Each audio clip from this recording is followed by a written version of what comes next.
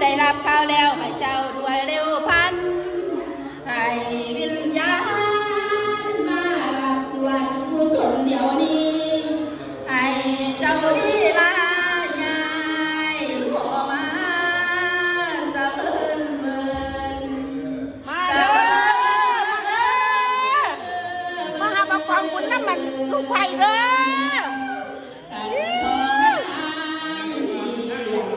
มาหาบักความบุญน้ำลูกไผ่เด้อลูกไผ่ท่านขาเนี่ยไผ่พวกไปกันปลาบุญสุนทานแต่งล้อคอยเจ้าจะไม่เอาเงินน้ำหนังน้ำลูกไผ่ลูกวิมานทองสะยียองสะยียองสวรรค์ทองโอ้ยเด้อเจ้าแม่นฟังหายเด้อเจ้าแม่นต้นไม้โอ้ยเด้อยายโอ้ยโอ้ยละลาคุณพี่สมสมัยปฏิแสนได้ทำบุญมีสาธุเด้อยาเสเก็บในคอหอแงเจ้าในคอลูกหวังหวานยาสะพอความดันเจ้ามันเป็นอยู่แต่กี้มือนี้เจ้าตายอันโลข้าวัดไอโลกไปยามาพอโลดเจ็บหัวเจ็บท้องนาสมองเปียกหัวเขาเศร้าซาแต่นี้หายซาแต่นี้มีโลกมีกระไดว่าละขายบ้านผิวละหอดผิวแห้งหน่อยเงินใบพันทั้งใบลอยในไรมามือหากตาเด้อคุณพี่สมัยปฏิแสนเด้อ เอาตามมาใส่เอาได้ไหมไหม ทั้งใบลอยในไรมามื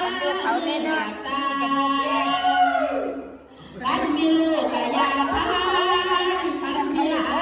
นกะเยอะเด้อเอาอยู่นี่ให้ได้อดน้ำ ลูกควายกับพันนั่นเด้อ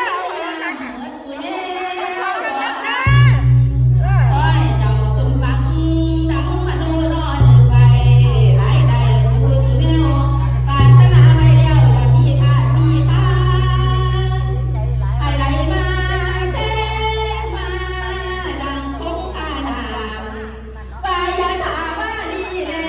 วให้ไหลมาอยู่ยาวอย่าเอาเด้อแม่เด้ออย่ามีแนวอื่นว่าคืนไว้ยาของข้าให้คือพรผู้ขาคืออายุวันนั้นทั้งสุขังพลังตั้งแต่หน้าที่นี้ให้มีพลาใจสาธุเด้อเจ้าพ่อแม่ให้คือพรนอแท้ให้สมดังแม่นดังไม้โอ้ยเด้อยายโอ้ยโอ้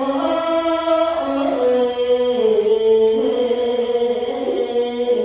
ละนาสาธุเด้อเมียสู่คนที่มาทำบุญได้กับของเฮาในนี้ให้มีแต่ความสุขความเจริญ